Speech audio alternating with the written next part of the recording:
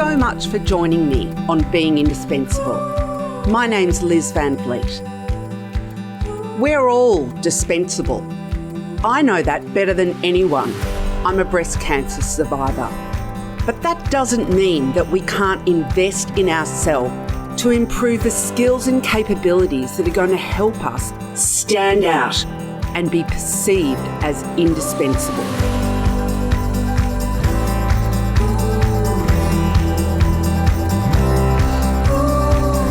Being indispensable is also about the being side of the equation. Because if we're not looking after ourselves and our own well-being, then we have no hope of showing up as indispensable in the workplace.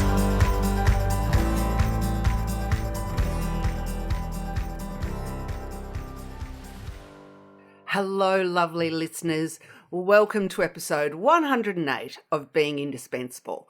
My apologies that this podcast is a little bit late coming to you this week into your podcast feed. The reason for that is that as I have, you may not know if you've only just started listening to the podcast, but I'm going to assume that there are people on this podcast that will know exactly what I'm talking about. And that is that my oldest daughter, who has been featured on the podcast, if you go back through the feed, I might reference the episode in the show notes. Anyway, my oldest daughter headed back to university yesterday. So we're based in Sydney, Australia. And Kate, my daughter, is at the Australian National University, which is down in Canberra, which is Australia's capital. And it's about a 3.5 hour drive from Sydney. And we drove her, when I say we, my husband and I drove her down to ensconce her back into her residence. She's at a college down there, which she had only literally just been at for a couple of months when coronavirus really started to bite in Australia, and it was, they were instructed that they needed to leave. So she came home and has been at home with us for the last few months as she studied online, and we have enjoyed the bonus of having her around because I was very sad that she was going to be going off to university away from home. And I know for you guys that live in the US and the UK probably, and lots of other places, going off to live at, reside somewhere else for your university years is not that uncommon. But in Australia, it's actually not the norm. So it was lovely that she wanted to do that, and we fully embraced that. And anyway, bottom line is that yesterday we had to drive her down to Canberra and back in the one day and get her settled back into college. And I apologise, I just was not in the right headspace to be recording the podcast episode that was actually scheduled to go out for this week. So instead, I decided that today, Wednesday, I would just record a solo episode sharing what's been going on, letting you know that, I love when you pop into my feed and, like or comment on posts when I'm sharing stuff about my family, because as you know, we are human beings, not human doings, and I am nothing without my beautiful family. So that's just to fill you in on why this podcast episode is a little bit late this week, and I apologise and hope you are excited that it's suddenly dropped, and that you apologise or that you forgive me for rambling on a bit. Anyway, I also wanted to share with you in this episode some other news, which is a couple of weeks ago, I did a podcast episode where I shared that I was in the process of launching a membership, and a bunch of you have signed up to be the first to know when that is launching, which is going to be in the next month or so. But I also have some news on that for you, and that is that as I am continuing to work on that launch and what that is going to look like, that I was calling it a membership, but what I realised, and I had called it the Empowered Assistant Academy, and I was very intentional about why I chose the word empowered, and I did think a couple of weeks ago that academy was what I wanted to call this group, this membership community. But I've had a breakthrough, and I hope you're going to be excited about this. I've realized that in actual fact, the word academy really actually implied a sort of teacher and student relationship, and that, there was, when you think of an academy, whether you think of an old style sort of learning academy or some sort of, deportment academy, as I know you have in the UK, and I think you still do. Anyway, the bottom line was that the word academy, I realised just actually wasn't sitting very well with me. And I realised that actually that wasn't what I wanted people to be seeing as my vision for this membership. So I have renamed my unlaunched yet soon to be launched membership community, and it's now called the Empowered Assistant Collective. And I've chosen the word collective very carefully because I really do think that that word speaks to the fact that I want this to be a collaborative space. I want it to be a place where everyone feels that they're on an equal footing. So, don't get any sort of, hope the word collective doesn't freak out any of you that are sort of, thinking of it in terms of some sort of, Russian, Soviet era proletariat. I'm probably using words that you're going, what the hell is she talking about? Anyway, bottom line is it's not some sort of communist plot. It's basically the concept of a collective being a group of people that are like-minded, that share the same values and vision, and see each other as equals. And I want you to feel that that is what this space is going to be.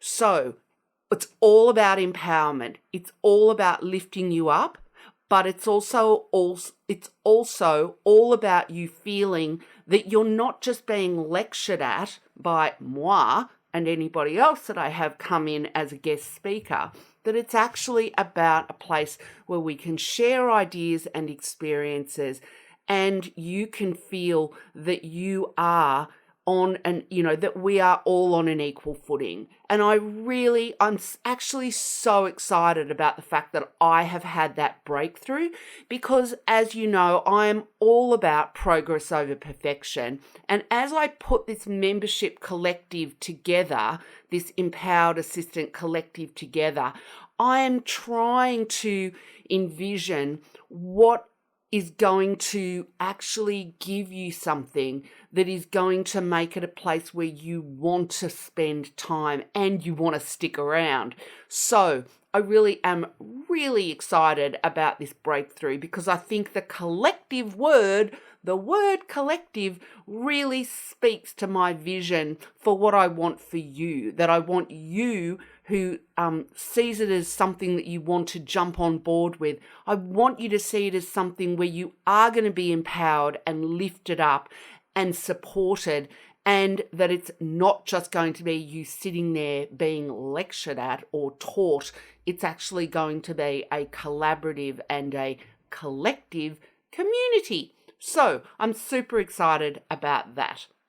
And then the third thing that I wanted to reflect on in this episode, which I'm only going to do for a couple of minutes, I promise, is that I saw today in my feed a wonderful article by somebody that I admire very much, and that is Bonnie Low-Kramen from the Be the Ultimate Assistant podcast, and just an absolute legend in the executive assistant administrative professional community. And Bonnie has written a new podcast episode, which I will link to in the show notes, but it's all about burning out from work from home and what you do about it now. And I love this article, and I'm not going to paraphrase it, but I just want to really, the only part I am going to paraphrase is the fact that she starts off by talking about how to know if you're burning out. Do you go to bed at a decent time and still wake up tired? Do you feel paralyzed by not knowing what task to do first? Do you feel that you are not doing anything well, not your work or your life? Is your imagination going wild with fears of the future, especially when you read headlines like, rabbit ears, America has never been here before, close rabbit ears, and no, it's true. So obviously very US focused in her messaging, but that's okay. And then she goes on to give some tips for what to do about if that does describe how you're feeling. And I just want you to know that even though I am all about mindset, and I've been talking in recent weeks about having a slinky mindset, I'm also very aware that burnout is something that a lot of EAs are feeling right now. And I want you to know that I'm also feeling a bit burnt out, and I am struggling with burnout. So, just to bring this episode right back to its beginning, one of the reasons why I didn't put pressure on myself about the fact that this was going to be a tough week for me. I love my daughter Kate so much, and as I do with my children, all my children and my husband, don't get me wrong if any of you are listening to this episode, but the point is that this was always going to be a very stressful couple of days for me. So I just needed to be kind to myself and clear my head and focus on my family and what my daughter needed and all the logistical stuff. And so for me, managing burnout, I definitely can relate to a lot of the tips in this article from Bonnie that she's actually sharing from, learnings that she's been introduced to from other people. So you'll read that in the article. The bottom line is that, I want you to know that I really am thinking of you. If that is where you're at now, I am so sorry. And it is something that I think is very common right now. So, I hope that by sharing this article, it will give you some ideas for what you can do. And I want you to know always that I am here if you want to reach out and have a chat. You can find me at my website, myeacareer.com, or hit me up on the socials, people. Hit me up. I'm on LinkedIn. I'm on Insta. I'm on Facebook. I'm on Twitter. I'm everywhere, man.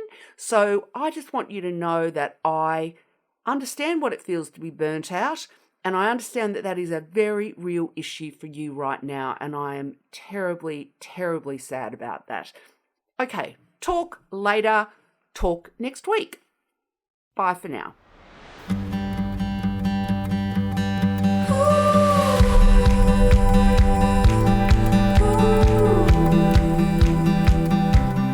Thanks for listening to today's show. I hope you enjoyed it. If you'd like to see the show notes, head over to my website. It would be great if you haven't already done so. If you enjoyed the show, if you could kindly go to iTunes and leave a review. It helps other people find the show. Thanks for listening and have a great week.